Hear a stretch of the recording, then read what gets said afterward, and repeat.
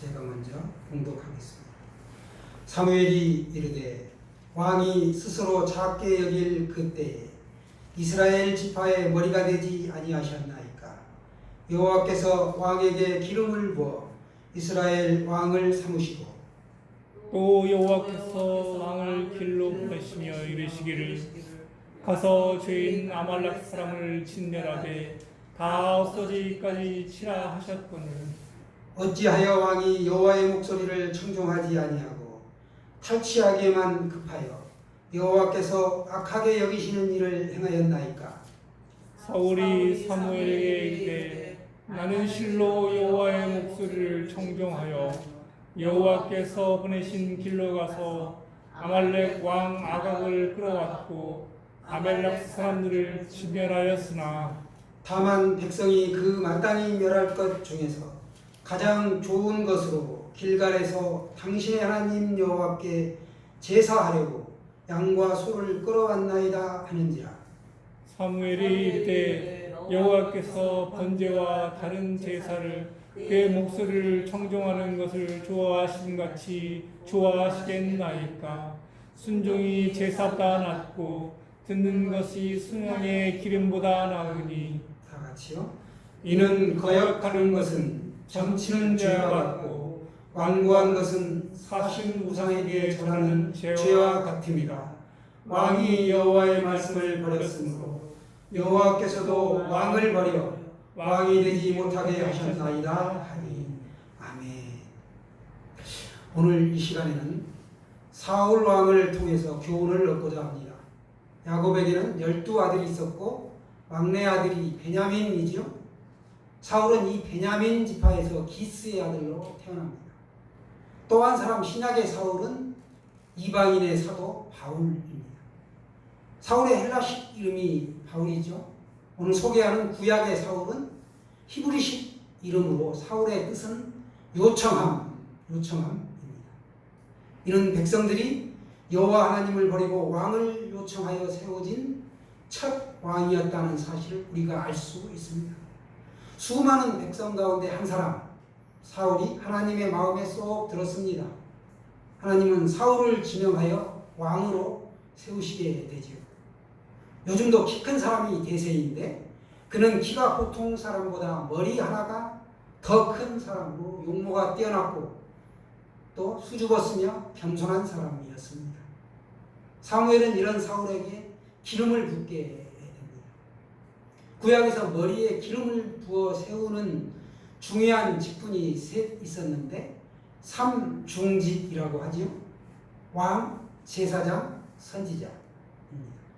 신약 시대를 지나 은혜를 살아가는 우리는 기름 부음을 받았을까요? 안 받았을까요? 받았습니다. 어떻게 해요?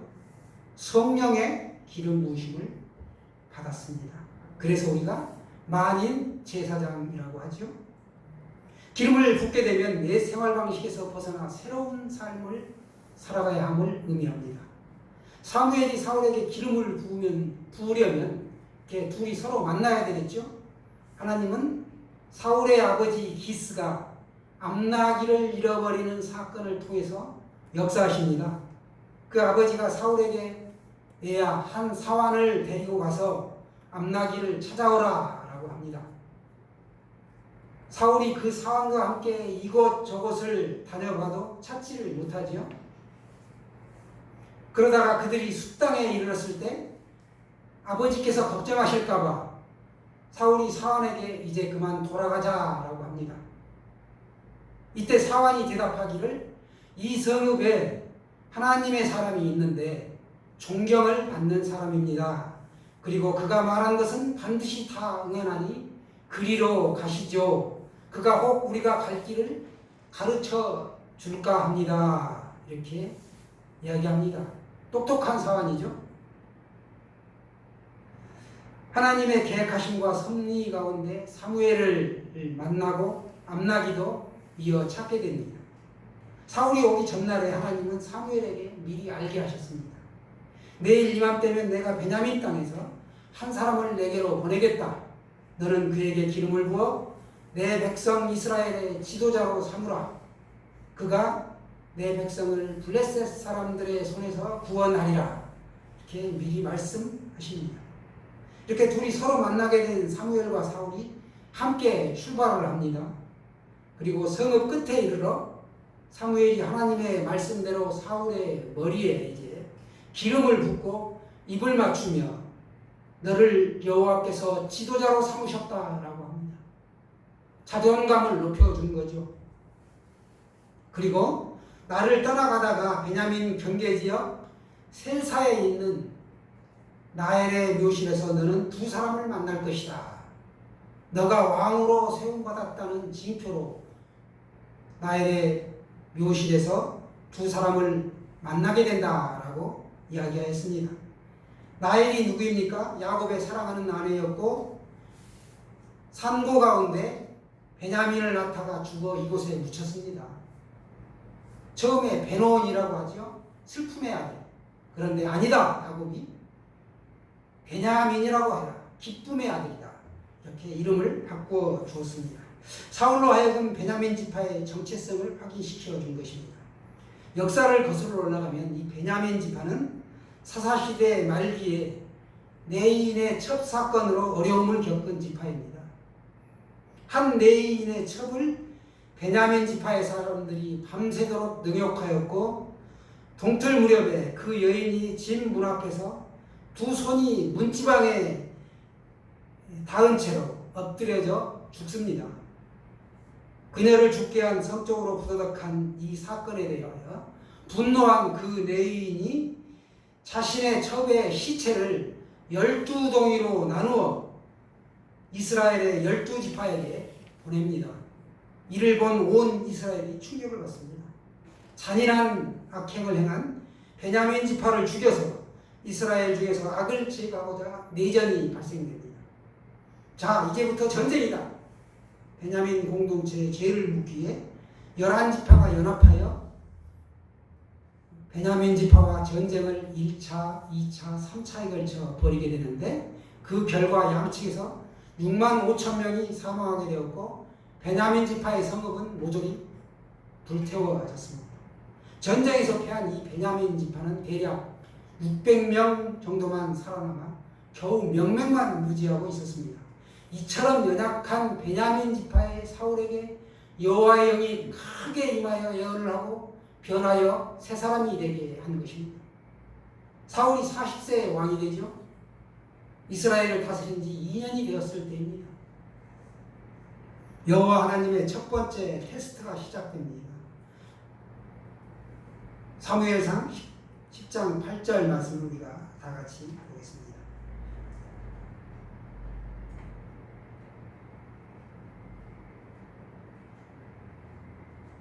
(8절입니다) 시작. 너는 나보다 앞서 길갈로 내려가라. 내가 내게로 내려가서 번제와 화목제를 드리니 내가 내게 가서 내가 행할 것을 가르칠 때까지 7일 동안 기다리라. 이렇게 사무엘이 사울에게 말했습니다. 길갈은 의미가 있는 것이죠. 여호수아가 이제 가나안을 정복하여 가나안 땅에 들어가서 맨 처음 그 땅의 곡식을 먹었습니다. 그리고 거기서 유월절을 맞게 되었고 무교병과 볶은 곡식을 먹었던 곳이 바로 길갈입니다. 사무엘은 사울 왕에게 길갈에서 오늘 며칠을 기다리라고 합니까? 7일. 사울 왕은 길갈에서 7일째 점심때까지 기다렸으나 사무엘은 오지 않고 주변 상황이 두려움을 주었습니다. 블레셋 군대가 이스라엘을 쳐들어오는 것입니다. 전차가 3만이요 기마병이 6,000명, 보병은 해변에 모래알같이 많은 수가 쳐들어와 진지를 구축하고 더 버티고 있었습니다. 이에 반해 이스라엘의 군대는 모두 2,000명에서 도망가고 겨우 600명만 남아 있었습니다. 웬일인지 예배를 집례한 사무엘이 나타나지 않는 것입니다. 초조해진 사울왕은 더 이상 참지 못하고 자신이 제사장을 대신하여 번제를 드렸습니다. 번제라는 것은 희생 제물에 가죽을 벗기고 그 짐승의 각을 떠서 번제단 위에 올려놓고 연기를 흠양하여 하나님 앞에 드리는 제사이죠. 향기롭게 드리는 제사입니다. 그래서 하나님과의 바른 관계를 회복하고 예배자의 전 인격을 하나님께 드리는 헌신의 온전한 제사가 바로 번제입니다. 사울왕이 대행한 번제가 끝나자마자 뒤늦게 도착한 사무엘이 왕이 행한 것이 무엇이냐 하고 추궁합니다. 너 지금 무슨 일을 한 것이야? 사울이 이르되 백성은 내게서 흩어지고 당신은 정한 날에 오지 아니하고 블레셋 사람은 믹마스에 모였음을 내가 보았으므로 상황이 부득이하여 번제를 드렸나이다 라고 핑계를 댑니다. 끝까지 순종하지 못한 것이죠. 참고 인내할 때 두려움이 옵니다. 우리에게. 이 두려움이 올 때 이걸 극복해야 되는데 뭘로? 말씀으로 극복해야 되는데 이 사울왕은 상황을 본 것이죠. 그리고 내가 왕인데 이 번제와 화목제를 드린다고 무슨 상관이 되겠느냐? 교만한 것이었죠. 스웨덴의 동물학자가 개를 보고 웃지 말라고 경고하였습니다. 웃는 얼굴을 보고 호감을 갖는 것은 사람의 그 보통적인 생각이고 사람의 그 커뮤니케이션이죠. 그러나 개는 웃으면 이빨을 사람이 드러내기 때문에 공격적인 신호로 받아들이게 됩니다. 사람과의 그 생각하는 차이가 관점이 다르죠.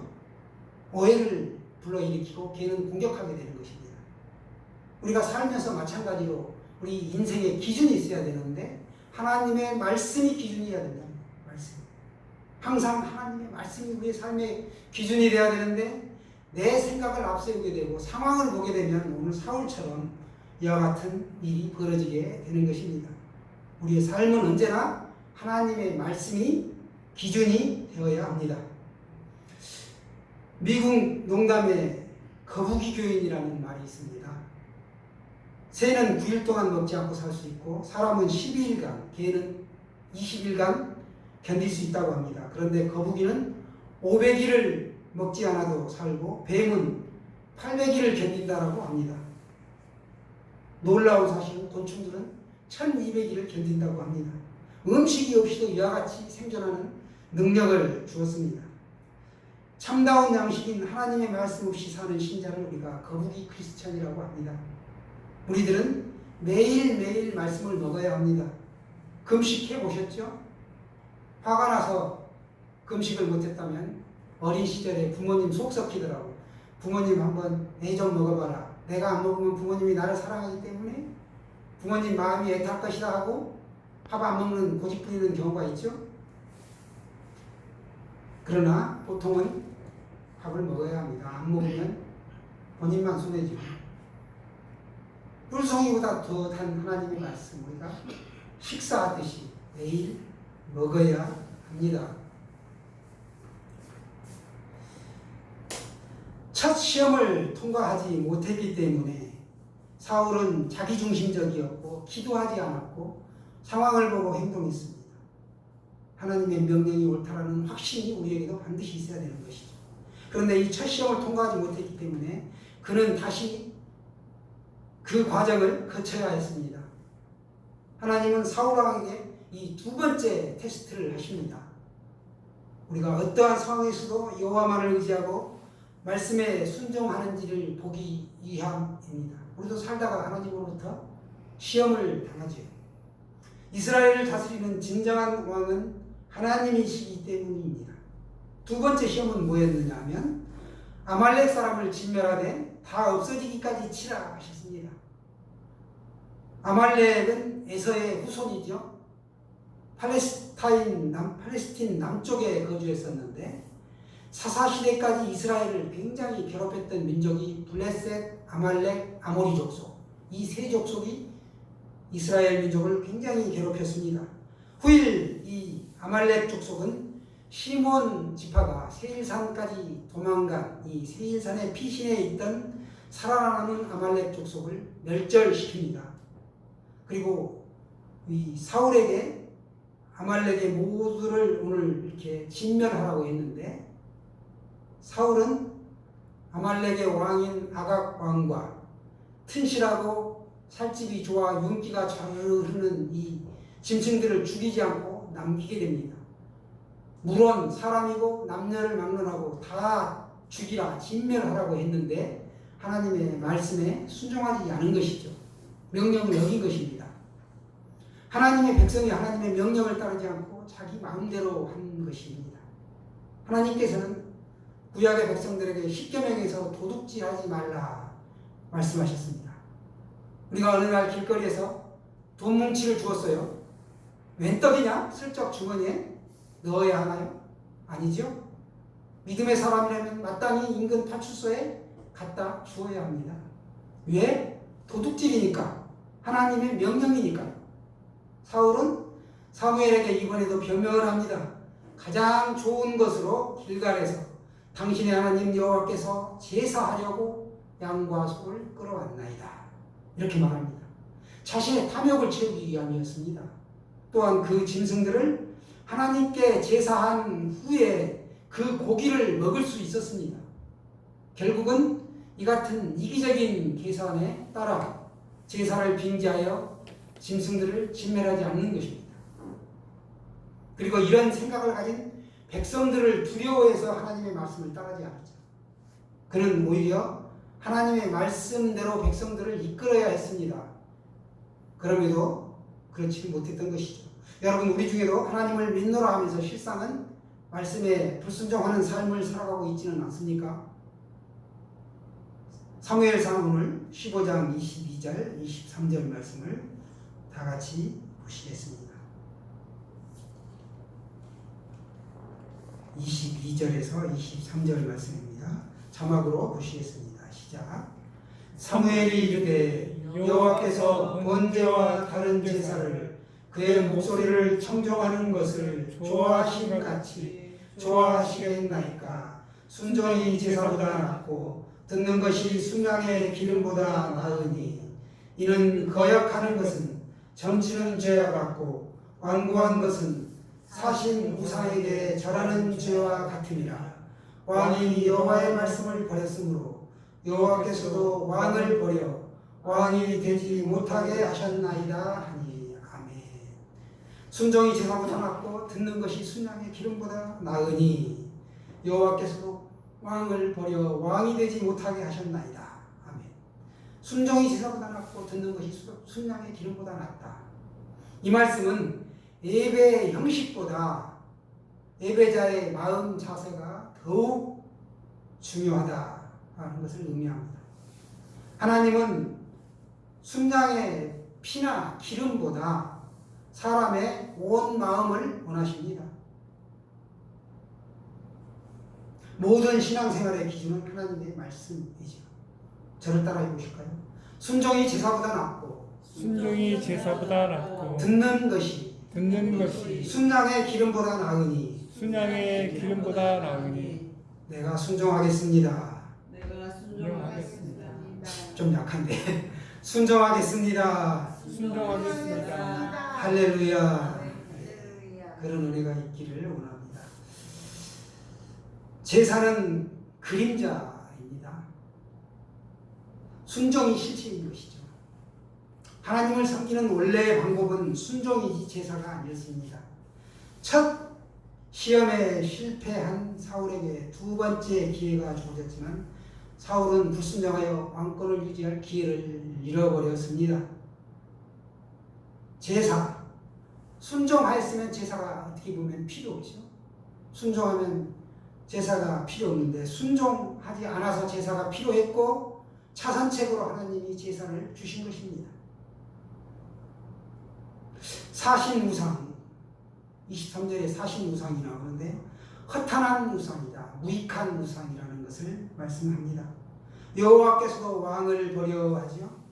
사울의 왕권이 머지않아 끊어질 것임을 시사하고 있습니다.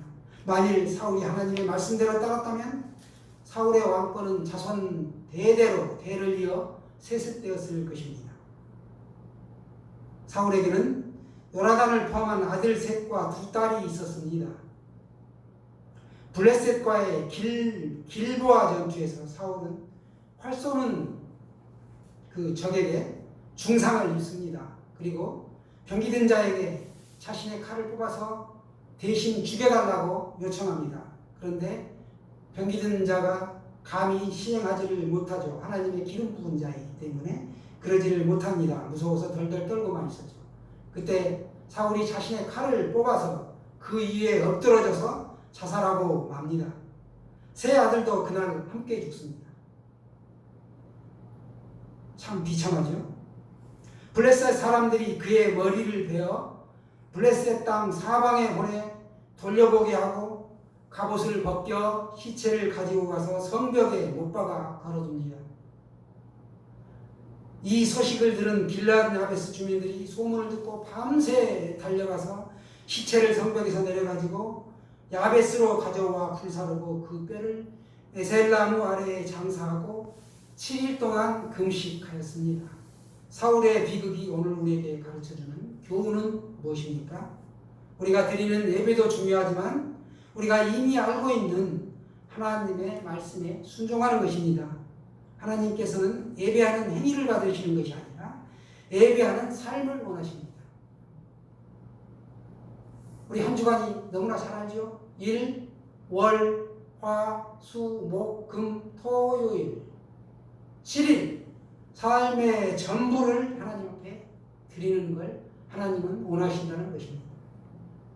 사랑하는 여러분, 사울왕이 우리에게 주는 교훈을 우리가 깊이 새기고 말씀에 순종함으로 이 삶이 예배가 되시기를 축원합니다. 주신 말씀 생각하며 잠깐 기도하시겠습니다.